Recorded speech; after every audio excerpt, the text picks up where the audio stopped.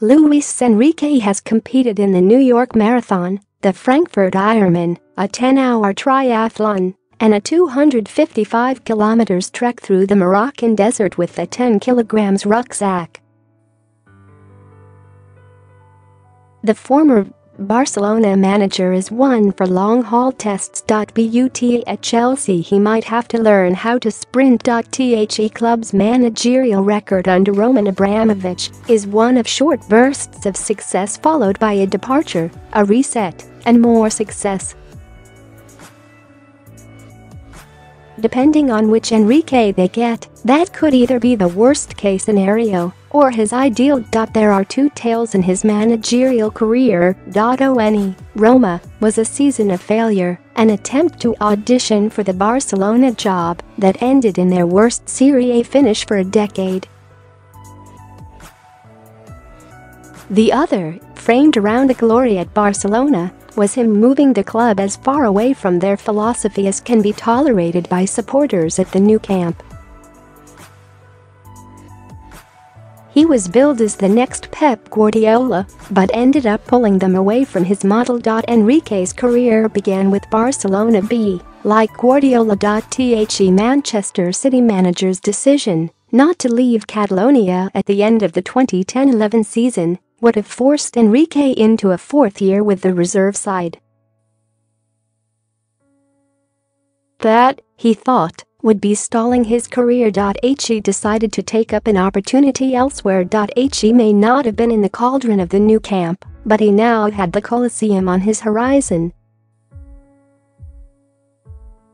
Roma were clear about why they wanted him. The reason we chose Enrique is symbolic, said Walter Sabatini, Roma's director of football. Enrique represents an idea of football that we would like to follow, which imposes itself today through Spain and Barcelona. When he was appointed, Spain and Barcelona ruled football. Barca had just won another Champions League crown, demolishing Manchester United at Wembley. Spain were still basking in the glow of the World Cup. The Italian press dubbed Enrique's side Barca Roma. There was no hint of malice in that title, it was excitement over what might follow.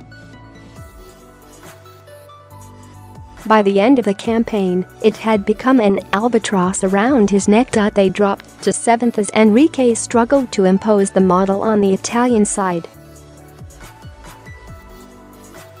There were clear issues.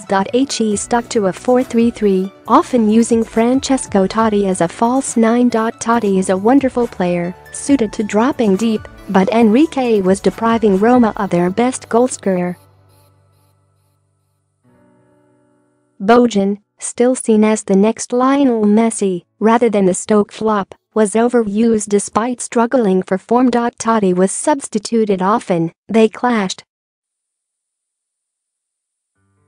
Young players were prioritized. There was an element of bravery to what Enrique did. He showed he was not afraid to drop the big names, something that will only suit him well at Chelsea. I decide who plays. The same behavior is expected from each player to work towards a common goal, he said at the time. Meanwhile, they tried to pass teams to death. Only champions Juventus had a higher rate of possession. And the reality was that the system simply wasn't right for the players in his squad. At the same time, they struggled to penetrate defenses, often finding themselves playing ball after ball on the edge of the box to no result. Enrique left, licking his wounds along the way. Celta Vigo gave him an opportunity to resurrect his reputation, and he did that, lifting them from 17th the season prior to 9th in La Liga. Even better, for any watching Barcelona fans, he demolished Real Madrid. His time came. If he tried to turn Roma into Barcelona, the assumption would be that he'd stick to the model at the new camp. That was not the case. They shifted away from Guardiola's outlook and became far less reliant on control in midfield. Instead, He used the hugely talented front three of Lionel Messi, Luis Suarez and Neymar as the entire focus of the side. Getting the ball to them and letting them do damage was the name of the game. Everything changed, in the words of Messi. The Argentine himself was reported to have fallen out with Enrique after being rotated for a game midway through the season.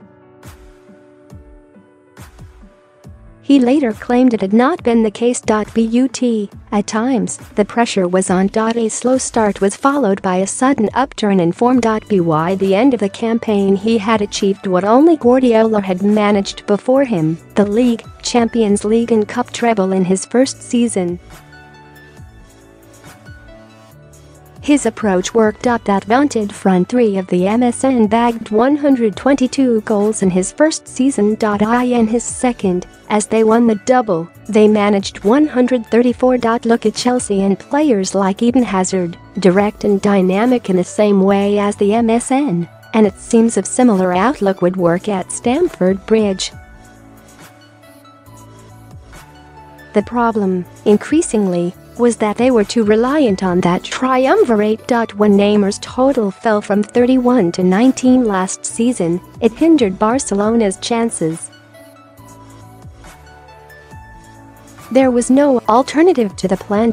They finished second, but, in reality, were not even competing with eventual title winners. A Champions League exit to Juventus also followed. Enrique himself left happily. So, the question really is whether that suits Chelsea. Two seasons of silverware followed by a relatively tame collapse in the third would represent arguably more longevity than any manager in the last decade and a half. And, to take positives from his Roma reign, few would doubt Chelsea need a shake-up when it comes to player power. It is the battle Antonio Conte is currently fighting against. But, as much of an issue is which Enrique will turn up. Will it be the man wedded to a philosophy, or the one keen to get whatever he can out of his tools?